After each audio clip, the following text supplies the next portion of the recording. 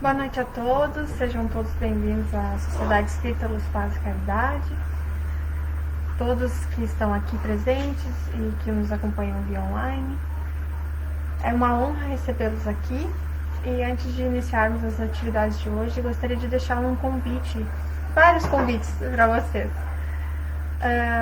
Temos no sábado, às 15 horas, a evangelização da infância e juventude. Então, todas as crianças que tiverem acima de 5 anos podem participar da evangelização e vai até a juventude mesmo, até 18, 20 anos. Eu fiquei até velha lá, foi muito bom. Também temos o acompanhamento, né, o atendimento à família no mesmo horário. Então, enquanto os pais esperam, eles também participam de uma colaboração, uma reunião, digamos assim, entre os responsáveis. E é muito interessante. Cada vez maior o grupo. E às segundas-feiras, nós temos às 16 horas o Encontro com Jesus, que é um estudo que não exige frequência, você pode vir dispersamente, e a partir dele nós estudamos o Evangelho. Então, se vocês quiserem participar, não precisa de inscrição, não precisa de nada, basta vir aqui presencialmente às segundas-feiras às 16 horas. Uma conversa. É uma conversa, um diálogo. Isso. Bom, convido todos então para fazermos a prece inicial.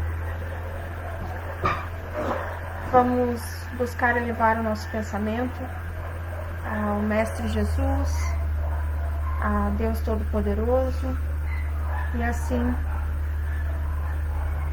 agradecermos a todos os espíritos de luz que nos guiam e velam por nós, que nos trouxeram mais esta noite a esta casa para esta palestra.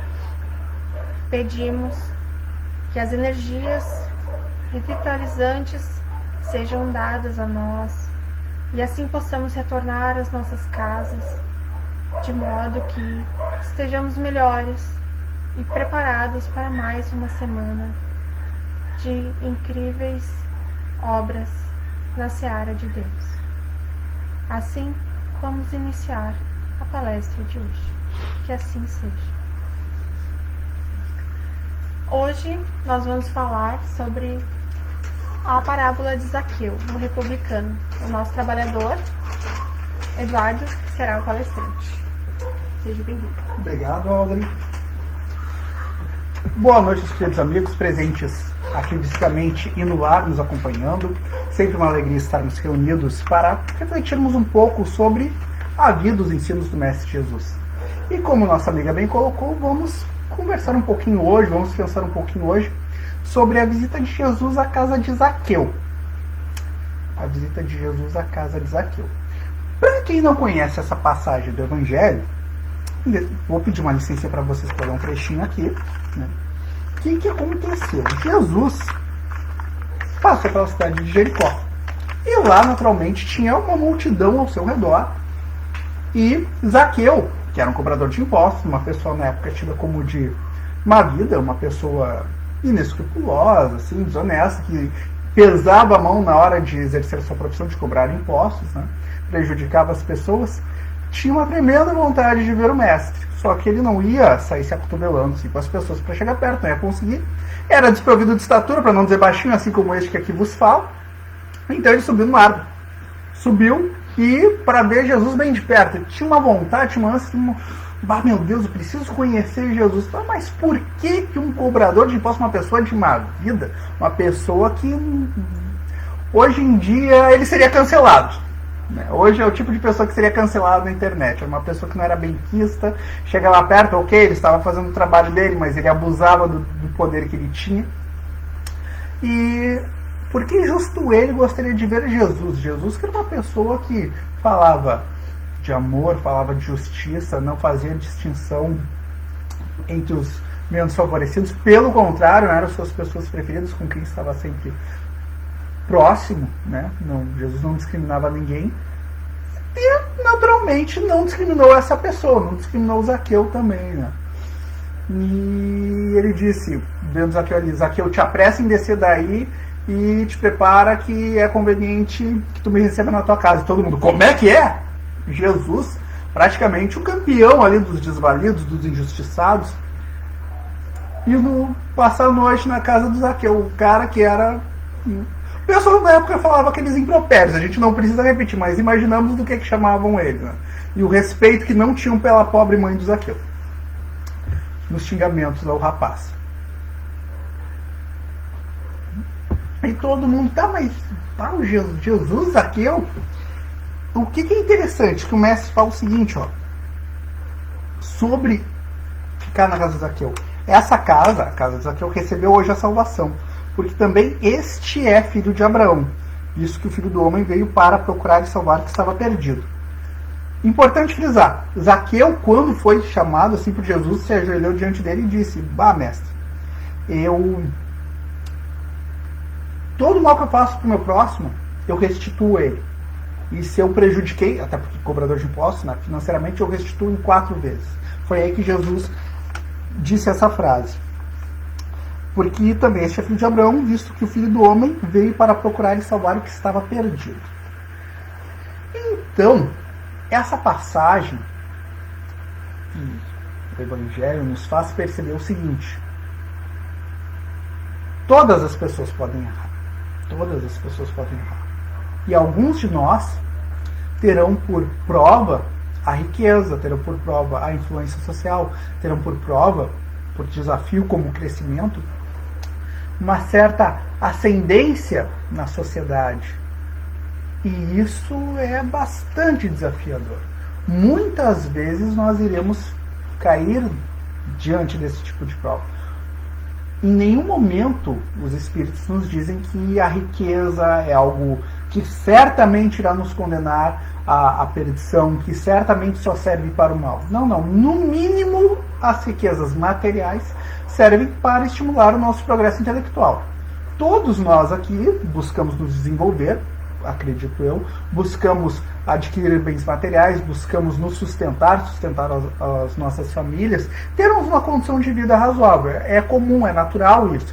Está até na lei de conservação esse desejo, e ao mesmo tempo, a lei de Deus na verdade é uma só, né? Kardec que separou, sabe como era didaticamente, para que ficasse mais fácil compreendermos. Né? Entra ali uma lei de conservação, entra ali uma lei de progresso, porque tem uma questão toda de desenvolvimento, vai ter uma lei de destruição nessa questão também ali, em equilíbrio. Tudo isso relacionado, lei de sociedade, tudo isso relacionado com a questão das riquezas. Porém, se nós nos permitimos levar pelo nosso materialismo, pelo nosso imediatismo, pela nossa vaidade, a vaidade, nós acabamos fazendo mau uso dessas facilidades materiais. Talvez, nós não temos maiores detalhes, mas talvez Zaqueu tenha se deixado levar justamente por esses vícios morais que, hora ou outra, todos nós acabamos percebendo em nosso íntimo.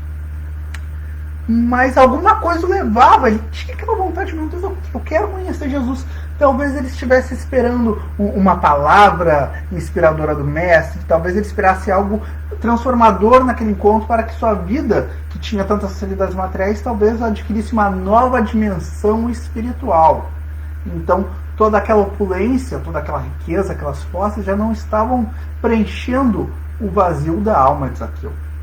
Não é à toa que ele buscava o Mestre.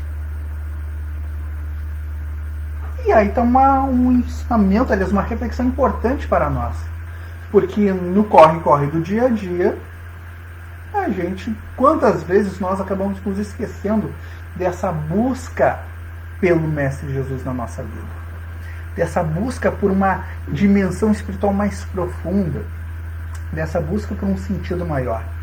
Como já dissemos anteriormente, naturalmente precisamos dos bens materiais. O cuidado, o bom senso, a responsabilidade para com a sociedade, com a nossa família, para mesmo com os cuidados básicos com o nosso corpo físico. tudo isso é relevante, tudo isso é muito importante. O corpo físico e as facilidades materiais, as riquezas materiais, existem justamente para oportunizar um progresso para o espírito imortal que cada um de nós é. Neste momento, nesta jornada, nesta encarnação, em que passaremos aqui algumas décadas, né? Um pouco mais de anos, alguns anos a menos. Então precisamos sim nos desenvolvermos, antes de mais nada, e buscarmos essa tranquilidade material tanto quanto possível, né? Talvez tranquilidade não seja o termo mais adequado, pois sabemos que às vezes escolhemos alguma prova ou necessitamos de alguma expiação, de passarmos longa parte da encarnação, às vezes toda, equilibrando com bastante dificuldade a questão material. A questão toda é não nos deixarmos consumir em alma por essa necessidade material. A Deus o que é de Deus, é César o que é de César.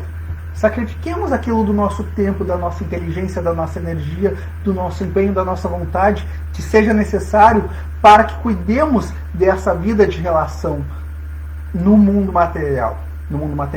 Porém, busquemos a Jesus.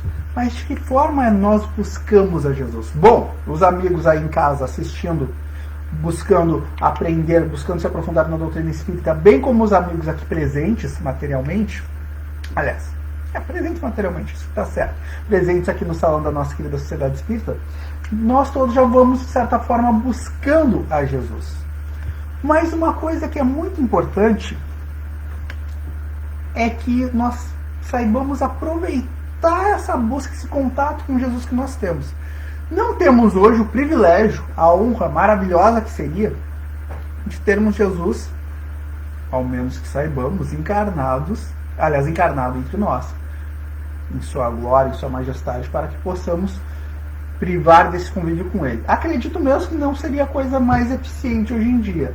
Por outro lado, nós sabemos da influência do Mestre em todo o mundo, em todo o planeta, uma vez que é o governador espiritual do planeta Terra. Ainda naquelas regiões em que não se pratica o cristianismo, não se professa o cristianismo, ainda assim, todo o planeta está sob, digamos assim, o olhar amoroso do Mestre, sobre a supervisão, sobre a proteção do Mestre Jesus. E de muitas formas, nós temos a oportunidade de privarmos esse contato com o Mestre. Seja através da vinda ao centro espírita, aqueles que são religiosos de outras correntes, mas que ali têm contato com o amor, com a caridade, com a fraternidade, com as leis imutáveis de Deus. Ali estão tendo contato com Jesus, mesmo que por outros nomes, mesmo que não tenham a intenção de reconhecer o Mestre. Até porque o Mestre não tem vaidade, ele não precisa ser reconhecido. Ele espera, como nosso irmão maior, nosso irmão mais velho, que possamos ir crescendo na nossa jornada evolutiva e cada vez mais nos aproximarmos ao natural daquilo que é a lei de Deus. Ele nem pensa nele, não, meus discípulos quero que se aproximem mais do que ensino. Não. O Mestre não tem essa arrogância. O Mestre já não tem mais essa arrogância. Se teve algum dia, nossa, vai saber quando, porque quando estava o planeta Terra se formando lá, bilhões de anos atrás, já era essa majestade, já era o nosso Mestre, já era extremamente elevado espiritualmente, de uma forma que nós não temos nem noção. Então imagina que maravilha seria se pudéssemos tê-lo encarnado entre nós. Acredito que muitos de nós, sensíveis às vibrações, talvez não conseguíssemos nos concentrar e ficaríamos ali com os olhos sempre marejados, emocionados de tamanha presença e potência espiritual e elevação moral. Tá, Eduardo? Mas tu estás enrolando.